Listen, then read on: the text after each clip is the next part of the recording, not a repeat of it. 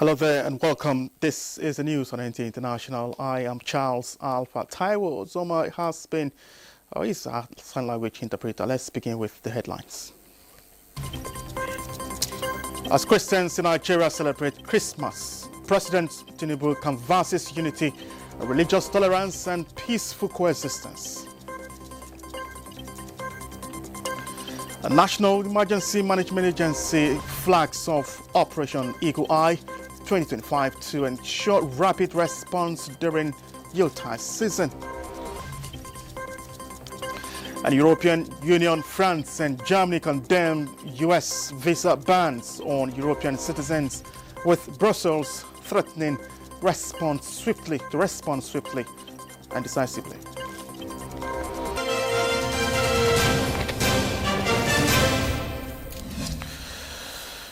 And President Bola Tinubu has called on Nigerians to uphold unity, religious tolerance and peaceful coexistence, saying his administration remains committed to protecting the rights and safety of citizens of all faith.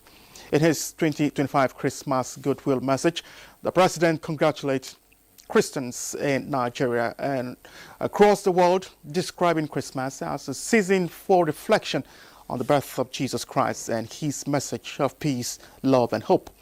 Tinubu said the celebration went beyond festivities, noting that the message of Christ as the Prince of Peace was particularly relevant at a time of national challenges. He assured Nigerians that his government was committed to entrenching religious freedom and safeguarding people of different beliefs from violence. Tinubu said, on this holy day, I wish all Christians in Nigeria and around the world a Merry Christmas. I thank God for the opportunity to serve as the leader of our great country. And I pray for peace in our land, especially among individuals of different religious beliefs. As your president, I remain committed to doing everything within my power to enshrine religious freedom in Nigeria and to protect all people of different faith from violence. The Nigeria's First Lady Oluremi Tinubu has donated 300 bags of 25 kg of rice to the Abuja National Mosque, Abuja, for distribution to those in need within local Muslim communities. Abdullahi Hajia reports that the initiative was intended to support individuals during the Yuletide celebration. Food remains a priority and a necessity in the life of humans. And for the less privileged, satisfying this need comes with its own struggle. However, the series of food donations from Nigeria's First Lady to Abuja Muslims and residents is regarded as a unique and uncommon gesture. From the Office of Our Excellency through the Office of the President of the Federal Republic of Nigeria, Senator Oluremi Tinubu, to the needy, as you are seeing the distribution going on. Various recipients are here to collect. The difference between the first and the second set of disbursement is that this one is concentrated to people, the needy, that are outside the territory of the mosque. These 300 bags of 25 kg rice add to recent donations and distribution from the first family being managed by the Abuja National Mosque Distribution Committee. The recipients are not only Muslims. There is no discrimination on who collects what. Once you are a needy and you present yourself as such, you are given. Even in this hall, you have a lot of non-Muslims who have come. They are not Muslims and they are still given and respected as well. On behalf of we Christians, seriously, we really appreciate what you did to us. We cannot thank you enough. May God bless the hands that provided. It's a wonderful thing, and I pray that this unity should keep continuing. I see many people they are talking about all this kind of thing. She's trying. May Allah give her the strength to continue doing all this kind of effort for the humanity. Both managers and beneficiaries heap praises on the First Lady for being a mother that cares for all. In Abuja, Abdullah Hajia, NTA News. General of the Nigerian Technical Aid Corps, NTAC, Buba Yusuf Yakub, has described year 2025 as a defining one for the agency in fulfilling President Bola Tinubu's renewed hope for soft power diplomacy in global arena. He was speaking at the agency's Christmas Carols event to usher in the festive season. Calvin Ewunaye reports. After an eventful year of working round the clock to meet its set targets, it was time for intact management and staff to join the global Christian community to usher in the Christmas season with the Christmas carols, where the Director General Dr. Buba Yusuf Yakub expressed gratitude to President Bola Tinubu for his support to the agency and the staff for their commitment in repositioning the agency. He tasked them, and indeed Nigerians, to reflect on the essence of Christmas and celebrate with hope and sacrifice the birth of Christ exemplifies, saying loving one another and contributing to nation building is the best Christmas gift. Keep it up. You are doing very, very, very well.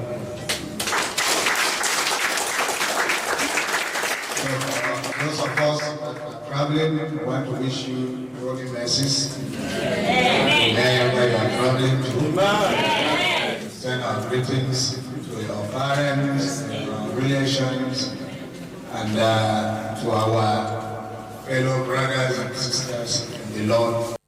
Management staff and union leaders were part of lesson readers while melodious carols rented the air.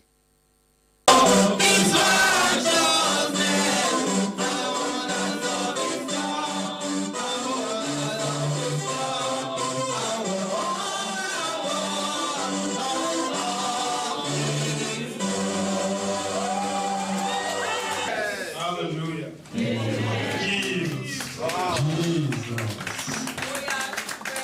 In Abuja, Kelvin Ewunaye.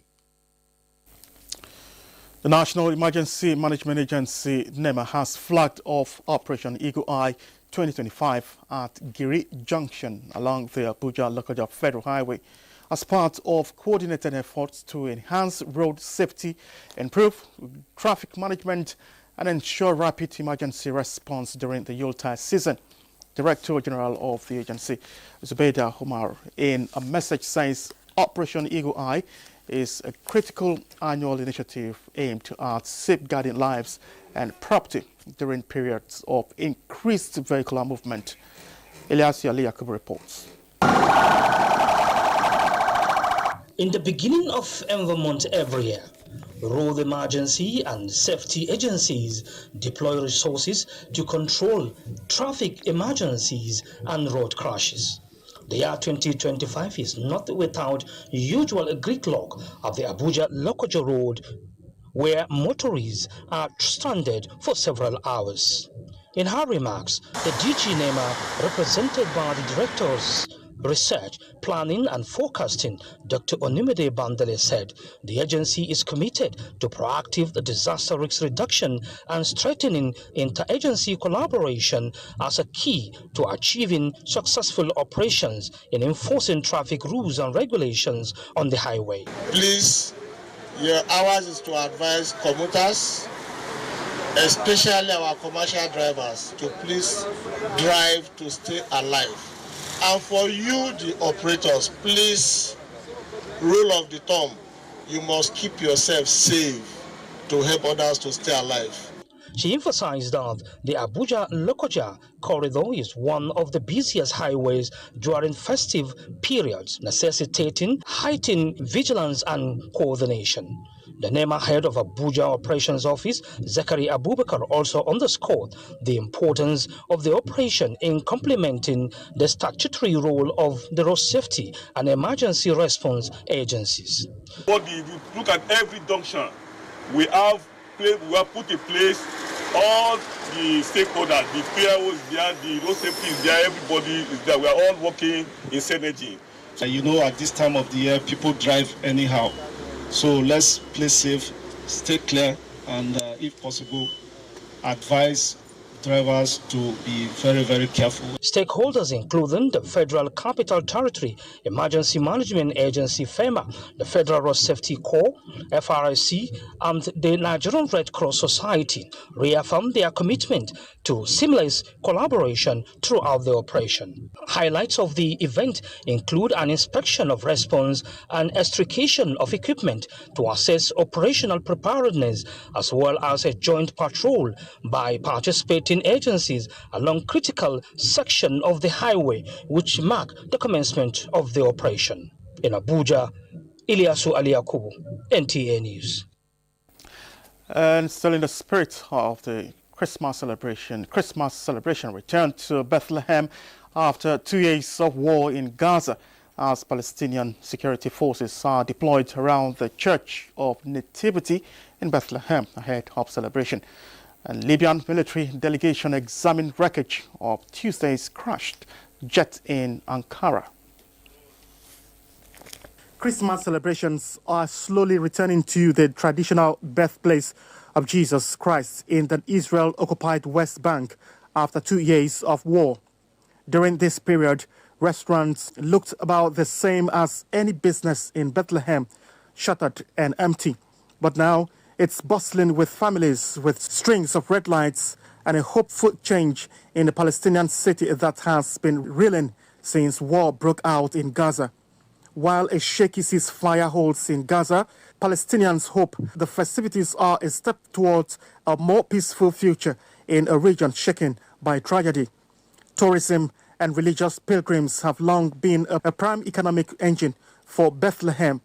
Around 80% of the Muslim-majority city's residents, reports say, live off it.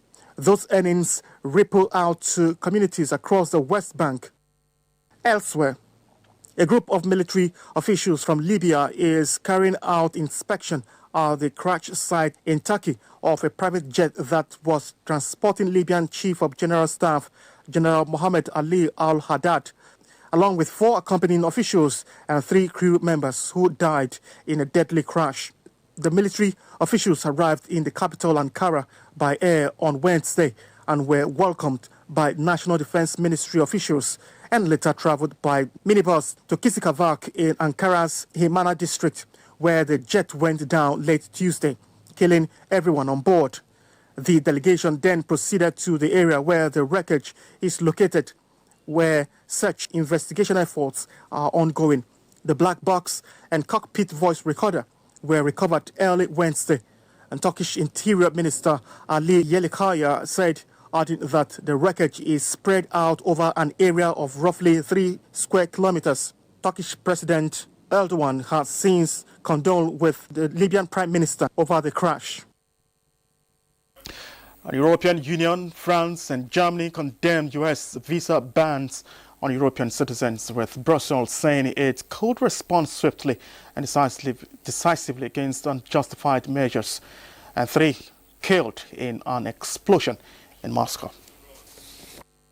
U.S. President Donald Trump's administration imposed visa bans on Tuesday on 5 European citizens, including French former EU Commissioner Thierry Breton, who it accuses of working to censor freedom of speech on unfairly target U.S. tech giants with overly burdensome regulation.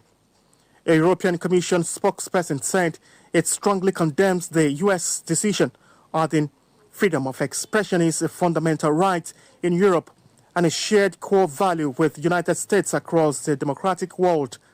Reports say the visa bans are likely to exacerbate growing divergences between Washington and some European capitals over issues including free speech, defense, immigration, far-right politics, trade, and the Russia-Ukraine war. In other news, 3 people, including 2 police officers, have been killed in an explosion in Moscow, Russian authorities have said. The blast happened after 2 police officers approached a suspicious individual near where a senior Russian general was killed 2 days ago by a car bomb. A Russia State Investigative Committee spokesperson Petrenkov said in a statement. The 2 officers, as well as another person standing by, died from their injuries. Investigators and forensic experts are working at the scene, Petrenkov said. The incident took place in the same area of the Russian capital where a car bomb killed Lieutenant General Vanil Savarov on Monday morning. Thank you for staying with us. The former Attorney General of the Federation and Minister of Justice, Abubakar Malami, SEN, has been dragged before the Federal High Court, Abuja, for alleged over 1.1 billion naira fraud. Abubakar Malami, SEN, his son, Abubakar Abdulaziz Malami, and one Bashir Asabi, are facing 16-count charge bordering on alleged financial crime. The federal government in the charge sheet is accusing the three defendants of laundering, concealing and disguising the proceeds of unlawful activities through a complex network of companies, bank accounts and high-value property acquisitions spanning several years. Malami, his son, and their associates were allegedly involved in the laundering and concealment of over 1 billion naira allegedly traced to an account domiciled with a commercial bank. The prosecution claims that between July 2022 and June 2025, the defendants allegedly procured Metropolitan Auto Tech Limited to conceal alleged unlawful origin and movement of the funds. The case is yet to be allocated to a judicial officer. The Secretary to the Government of the Federation, Senator George Akume, has assured that his office is committed to the full implementation of the digitization of records and administrative processes to strengthen digital governance, enhance efficiency and transparency in its operations, in line with the Federal Civil Service Strategy and Implementation Plan. The SGF gave the assurance of the flag-off ceremony of One Government Cloud Enterprise Content Management System, ECMS, by the head of the Civil Service of the Federation, Didi Esther Wasenjak, in Abuja, as a coordinating hub of government policies and programs. The SGF said the ECMS will provide the office with the efficient, secure and integrated system for managing official records, workflows and inter-ministerial communications that improves timelines, timeliness, accuracy and decision making. While flagging off the One Government Cloud Enterprise Content Management System, the head of the Civil Service of the Federation, DDS Tawarson Jack, commended the SGF and his management staff for keying into the ECMS in digitizing its work processes and strengthening accountability in service delivery. And now, the Ministry of Petroleum Resources has officially launched its Enterprise Content Management ECMS. Go live, this industry players believe is a major leap in digital governance. The head of the Civil Service of the Federation, DDS Tawarson Jack, who presided over the launch, emphasized the significance of the initiative to promoting transparency and ease of operation. Lydia Sampson reports. Initiative is a crucial step towards enhancing efficiency, transparency, and secure data management within the ministry's operations. Shifting decision-making from the movement of files to timely access to accurate information. This development places the ministry on track to comply with the federal government's directive on the full digitalization of work processes by 31st December 2025. This ministry, let it be sustained even when I have left here. And that can only happen when the civil servants key to it. And that will be made easier with this, launching of this technology. The real work lies with every single officer who has responsibility to use the system on a daily basis. Go Live reflects government's commitment to leveraging technology for improved service delivery and seamless records management across the petroleum sector and beyond. In Abuja, Lydia Sampson, NTA News. President Bola Tinubu has just directed the redesign of the Lagos-Calabar Coastal Highway to pass through Ogoniland in Rivers State. Minister of Works, Dave Umahi, disclosed this while briefing Rivers State Governor Siminalayi Fubara on the progress of federal road networks in the state. Robinson Dirataide has the details. Rivers State is one of the states with the largest federal road networks under construction. Minister of Works Dave Umahi, while briefing the Rivers State Governor Siminalayi Fubara in Government House Port Harcourt, noted that the redesigning of the Lagos-Calabar Coastal Highway to pass through Ogoniland is aimed at complementing the Bodo-Boni Road, which will be dual-likes to the East-West Road. He assured that the 15-kilometer LMA axis of the East-West Road, comprising 5 flyovers, will be completed in 2026. Mr. President directed that the Lagos-Calabar Coastal Highway should be redesigned to pass through Ogoniland. And so we will be engaging with you as early as, third week of January next year by God's special grace, and so that together we can agree on the route, and then the construction will also start next year. Governor Fubara recalled his smooth trip to Bonny Island and his trip to Bayelsa State through the East-West Road, and reaffirmed his commitment to supporting more presidential interventions in infrastructure. I went to Bonny. Yes. So from Eleme Junction till we got to Bonny, it was a good ride. Yeah, some section of the other road is still under construction, but a good portion of the road is completed.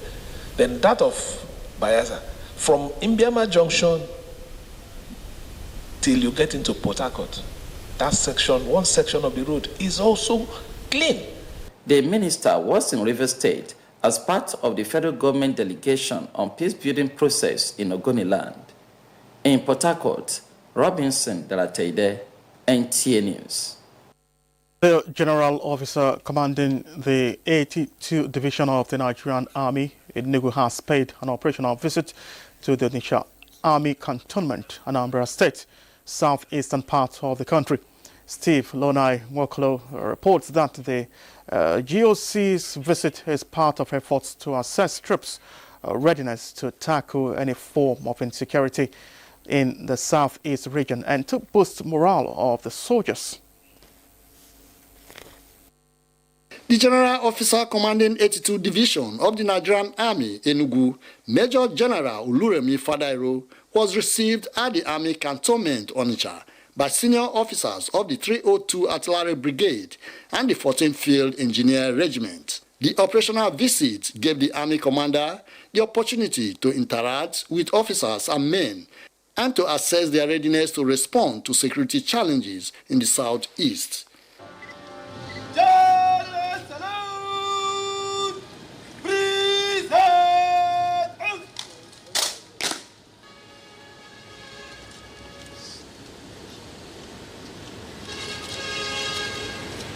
Major General Fadairo urged them to remain combat-ready, professional and disciplined in the discharge of their duties, while assuring them of continuous support from Army headquarters, particularly in the areas of welfare, logistics, and operational equipment. So far, so good.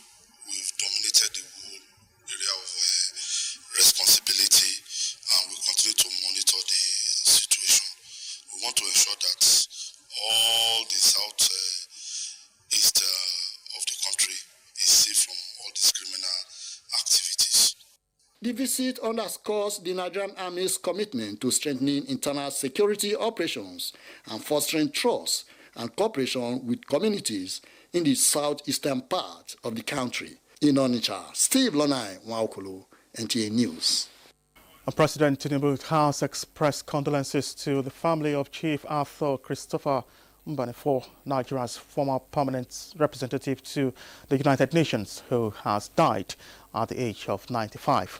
In a statement by the Special Advisor on Information and Strategy, Bayo Onanuga, the President described Mbanefo as an accounting icon, administrator, and elder statesman who served the country with integrity, dedication, and patriotism. Tinubu noted that the late Mbanefo distinguished himself in public service and the private sector, contributing significantly to Nigeria's development. The statement partly reads The president states that Chief Banefo, as a public servant, served Nigeria with dedication and a high sense of duty. While in the private sector, he pioneered innovations in the nation's accountancy, tax and audit systems. And with that, we come to the end of the news.